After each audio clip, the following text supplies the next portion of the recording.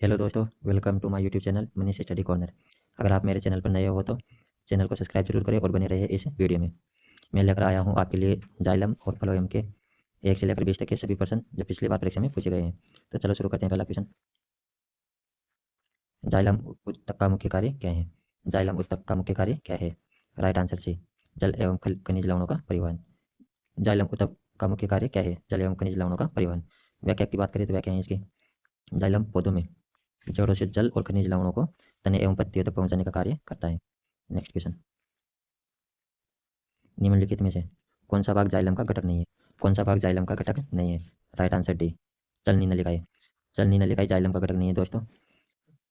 व्याख्या की बात करें तो चलनी नलिकाएं फ्लोएम का घटक है।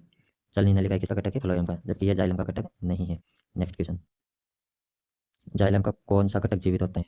जाइलम का कौन सा घटक जीवित होता है? Right answer D, xylem parenchyma. Xylem parenchyma. व्याख्या की बात करें तो व्याख्या है, जाइलम पेरेनकाइमा ही जाइलम का एकमात्र जीवित घटक है जो भोजन संग्रह में सहायक होता है। नेक्स्ट क्वेश्चन, फ्लोएम उत्तक का मुख्य कार्य क्या है? फ्लोएम उत्तक का मुख्य कार्य क्या है? राइट आंसर बी, भोजन का परिवहन। व्याख्या देखें तो व्याख्या, फ्लोएम पत्तियों में बने भोजन को पौधों के सभी भागों तक पहुंचाता है। नेक्स्ट क्वेश्चन, फ्लोएम का कौन सा घटक भोजन में परिवहन में मुख्य भूमिका निभाता है? फ्लोएम का कौन सा घटक भोजन के परिवहन में मुख्य भूमिका निभाता है? राइट आंसर सी, चलनी नलिकाएं। व्याख्या की बात करें तो व्याख्या है, चलनी नलिकाएं फ्लोएम की प्रमुख संरचनाएं हैं जिनसे भोजन का परिवहन होता है। नेक्स्ट क्वेश्चन, सचारिक कोशिकाएं किस ऊतक में पाई जाती हैं? सचारिक कोशिकाएं किस ऊतक में पाई जाती हैं? Right answer B, phloem. Phloem में सचारिक कोशिकाएं किस ऊतक में पाई जाती हैं? Right answer B, phloem. व्याख्या की बात करें, सचारिक कोशिकाएं फ्लोएम में चलनी नलिकाओं के साथ पाई जाती हैं। सचारिक कोशिकाएं फ्लोएम में चलनी नलिकाओं के साथ पाई जाती हैं। नेक्स्ट क्वेश्चन, फ्लोएम का कौन सा घटक मृत होता है? फ्लोएम का कौन सा घटक मृत होता है? राइट आंसर फ्लोएम तंतु। फ्लोएम का कौन सा घटक मृत होता है? राइट आंसर डी, फ्लोएम तंतु। व्याख्या की बात करें, फ्लोएम तंतु मृत कोशिकाओं के बने होते हैं। फ्लोएम तंतु किसके बने होते हैं? मृत कोशिकाओं के, और यांत्रिक मजबूती प्रदान करते हैं। नेक्स्ट क्वेश्चन, जाइलम द्वारा जल का परिवहन किस दिशा में होता है? जाइलम द्वारा जल का परिवहन किस दिशा में होता है? राइट आंसर बी, नीचे से ऊपर। व्याख्या की बात करें, जाइलम में जल का परिवहन जड़ों से पत्तियों की ओर होता है। नेक्स्ट क्वेश्चन, फ्लोएम में भोजन का परिवहन कैसा होता है? फ्लोएम में भोजन का परिवहन कैसा होता है?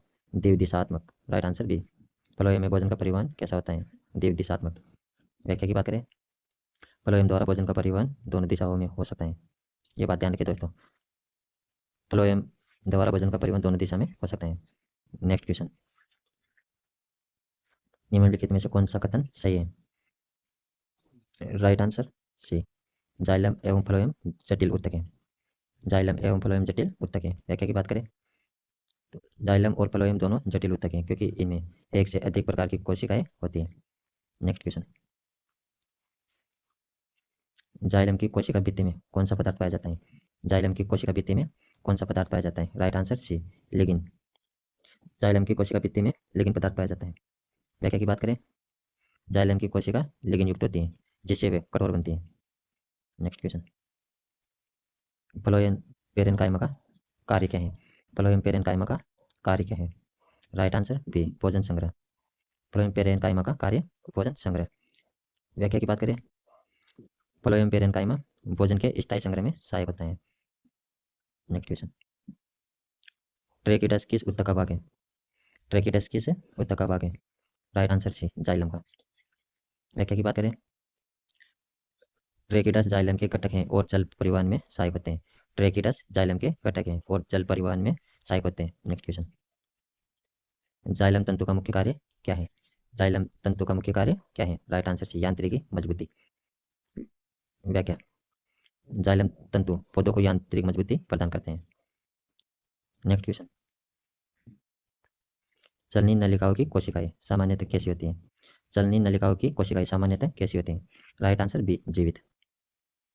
व्याख्या की बात करें, चलनी नलिकाएं जीवित होती हैं लेकिन इनमें नाभिक नहीं होता। ये याद रखने की बात है दोस्तों, चलनी नलिकाएं जीवित होती हैं लेकिन इनमें नाभिक नहीं होता। नेक्स्ट क्वेश्चन, जाइलम और फ्लोएम किस प्रकार के ऊतक है? जाइलम और फ्लोएम किस प्रकार के ऊतक है? राइट आंसर सी, जटिल स्थायी। राइट आंसर सी, जटिल स्थायी। व्याख्या की बात करें, एक से अधिक प्रकार की कोशिकाओं से बने होने के कारण ये जटिल और स्थायी ऊतक कहलाते हैं। नेक्स्ट क्वेश्चन, फ्लोएम में सहचारी कोशिकाओं का कार्य क्या है? फ्लोएम में सहचारी कोशिकाओं का कार्य क्या है? राइट आंसर बी, भोजन परिवहन में सहायता। भोजन परिवहन में सहायता। व्याख्या की बात करें, सहचारी कोशिकाएं चलनी नलिकाओं की क्रियाशीलता बनाए रखती हैं। सहचारी कोशिकाएं चलनी नलिकाओं की क्रियाशीलता बनाए रखती हैं। नेक्स्ट क्वेश्चन, जाइलम का अधिकांश भाग कैसा होता है? जाइलम का अधिकांश भाग कैसा होता है? राइट आंसर बी, मृत। व्याख्या की बात करें, जाइलम के अधिकांश घटक मृत होते हैं। जाइलम के अधिकांश घटक मृत होते हैं, केवल पेरेनकाइमा जीवित होता है। जाइलम के अधिकांश भाग तो मृत होते हैं, लेकिन पेरेनकाइमा जीवित होता है। नेक्स्ट क्वेश्चन, फ्लोएम तंतु किससे बने होते हैं? फ्लोएम तंतु किससे बने होते हैं? राइट आंसर बी, लिग्निन से। फ्लोएम तंतु लिग्निन के बने होते हैं। व्याख्या की बात करें, फ्लोएम तंतु लिग्निन युक्त मृत कोशिकाएं होती हैं। फ्लोएम तंतु लिग्निन युक्त मृत कोशिकाएं होती हैं। नेक्स्ट क्वेश्चन, जाइलम एवं फ्लोएम किस तंत्र का भाग है? जाइलम एवं फ्लोएम किस तंत्र का भाग है?